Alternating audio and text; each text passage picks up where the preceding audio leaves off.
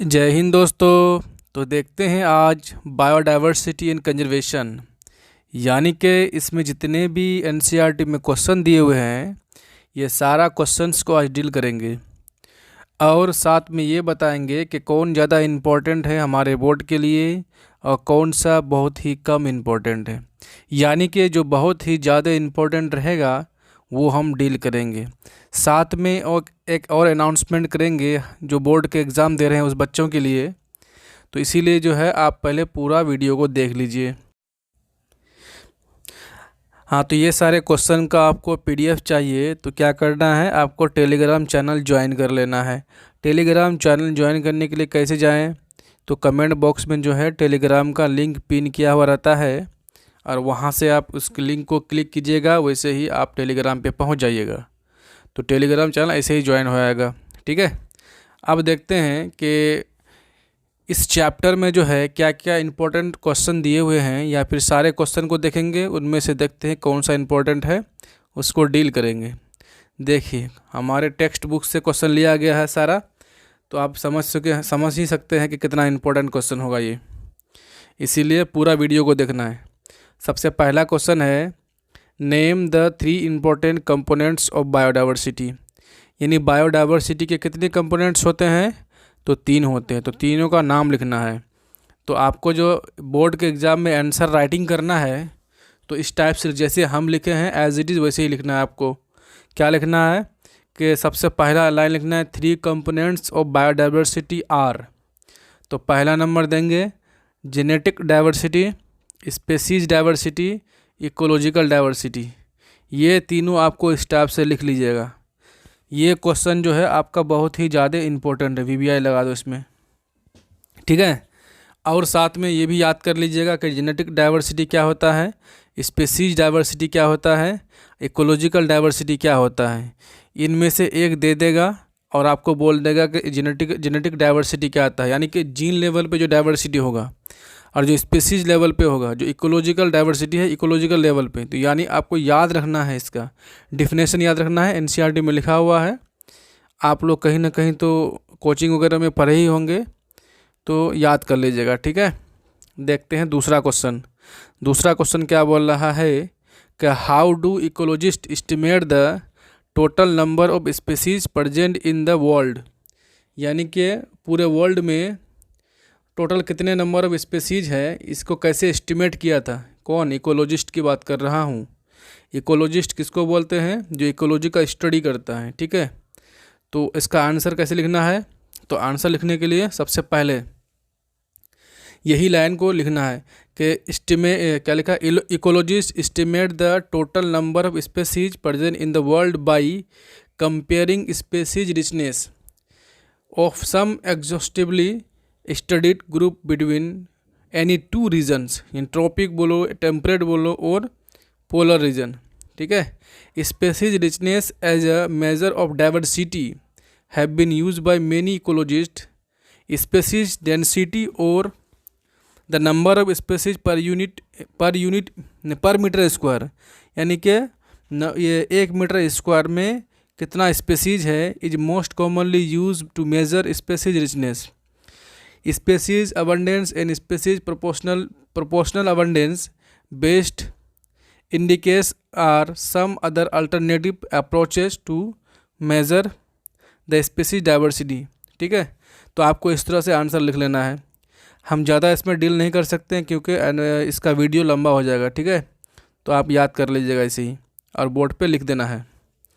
तो ये वाला क्वेश्चन इंपॉर्टेंट था दोनों, पहला 1 नंबर और 2 नंबर बहुत ज़्यादा इंपॉर्टेंट है। ठीक है, तीसरा क्वेश्चन देखते हैं, give 3 hypothesis for explaining the why tropics show greatest level of species richness.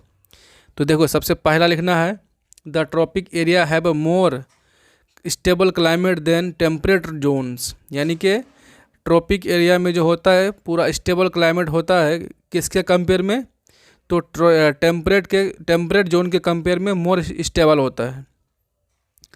और local species counting to live in local species continue to live in absence of natural disturbance. ठीक है, दूसरा कैसे लिखेंगे, warm temperature and high humidity in most tropic area provide favorable condition for growth and survival of diverse species.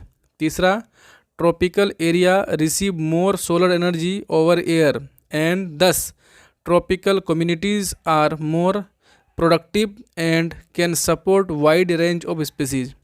तो ये वाला भी question याद कर लीजिएगा आप, ठीक है। उसका लिखा अगला question, what is the significance of the slope of regression in a species area relationship.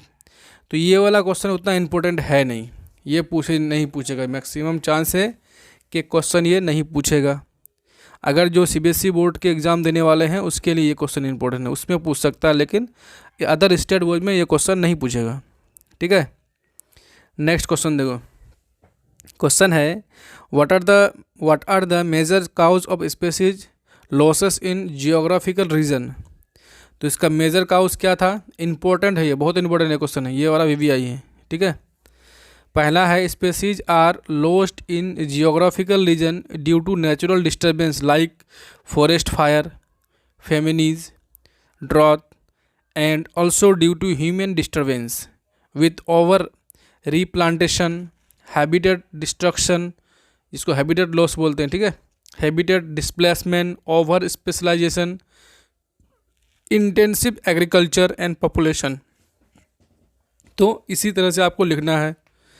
Next question है, how is biodiversity important for ecosystem functioning.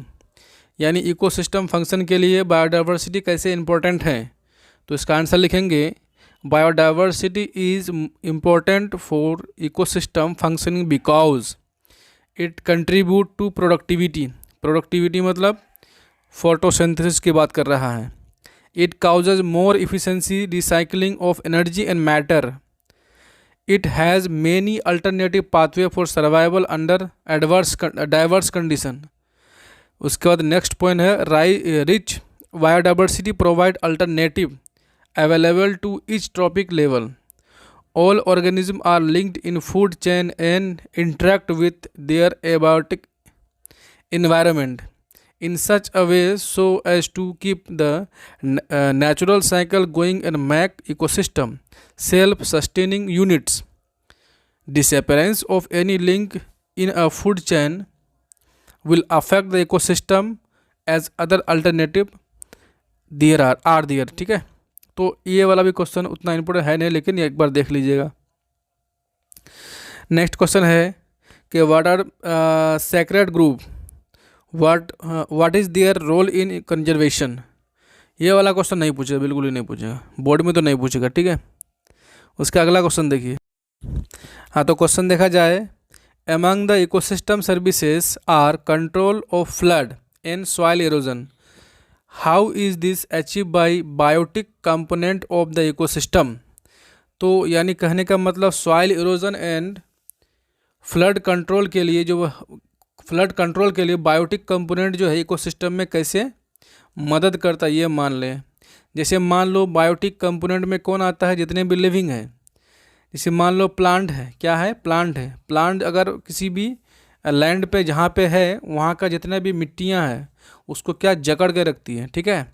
तो उससे क्या होगा कि सॉइल इरोजन नहीं होगा, वहाँ से मिट्टी कट के दूसरी जगह नहीं जाएगा, ठीक है।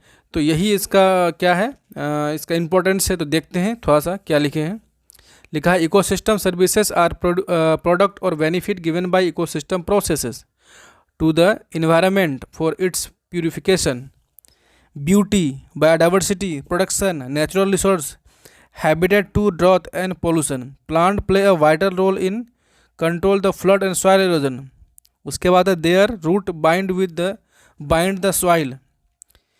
soil particle firmly and in this way they do not allow the top soil to drifted away, मतलब कट के कहीं और जाना, by the wind और moving water, यानी वाटर के साथ हो या फिर हवा के साथ हो, उड़ के कहीं टॉप सॉइल जो है वो उड़ के कहीं दूसरी जगह ना जाए, उससे बचाता है।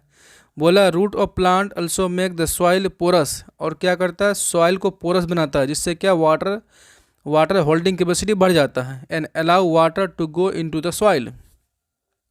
तो इस तरह से आपको आंसर लिखना है।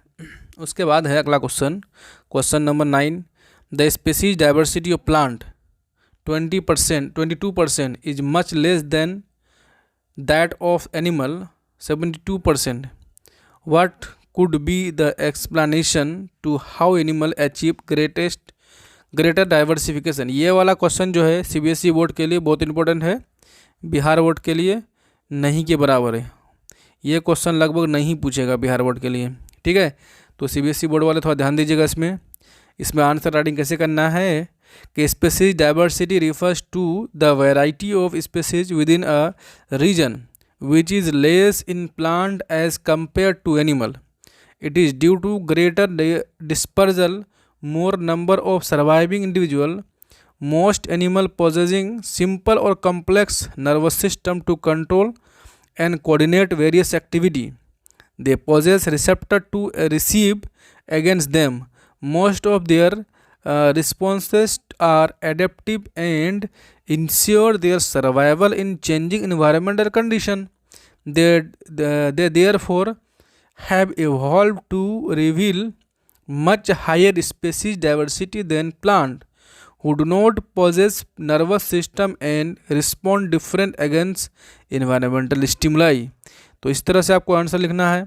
नेक्स्ट क्वेश्चन है कि can you think of situation where we deliberately want to make a species extinct, how would you justify? तो इसका आंसर राइटिंग ऐसे लिखना है, human can cause extinction of species through various mean, we are trying to eradicate disease causing organism polio virus from this world to make this world disease free, since such microorganisms are harmful to human society. Such attempt is justified further ecosystem and further such microorganisms are not essential component यानी producer or decomposer of any ecosystem, and losing one or few such organism would not affect the functioning of ecosystem. तो इस तरह से जो है 10 question दिया हुआ था, सारा आंसर हम यहाँ पे दे चुके हैं, आप याद कर लीजिएगा। जो जो क्वेश्चन बोले हैं बहुत ज़्यादा इंपॉर्टेंट है, उस पर थोड़ा सा ज़्यादा फोकस कीजिएगा। जैसे क्वेश्चन नंबर 1 है, क्वेश्चन नंबर 2 है, बहुत ज़्यादा इंपॉर्टेंट है। उनमें से क्वेश्चन नंबर 1 और जेनेटिक डाइवर्सिटी है, ये जेनेटिक डाइवर्सिटी हुआ, स्पीशीज डाइवर्सिटी हुआ, इकोलॉजिकल डाइवर्सिटी हुआ। इसका डिफिनेशन याद कीजिएगा कि इकोलॉजिकल डाइवर्सिटी क्या होता है, जेनेटिक डाइवर्सिटी क्या होता है, स्पीशीज डाइवर्सिटी क्या होता है, ठीक है। उसके बाद गिव 3 हाइपोथेसिस, यानी कि ये वाला पॉइंट भी याद रखें। 3 नंबर क्वेश्चन भी बहुत इंपॉर्टेंट है। उसके बाद जो है बायोडाइवर्सिटी क्वेश्चन 4 नंबर भी इंपॉर्टेंट है। उसके बाद 4, 5 और 6 नंबर क्वेश्चन बहुत इंपॉर्टेंट है। 5 और 6, 4 नहीं, ठीक है। 7 भी नहीं, 7 तो एकदम नहीं पूछेगा। उसके बाद 8 वाला क्वेश्चन थोड़ा सा देख लीजिएगा, ठीक है। 9वां क्वेश्चन भी नहीं पूछेगा। 10वां क्वेश्चन जो है इंपॉर्टेंट है। इतना ही क्वेश्चन इसका इंपॉर्टेंट।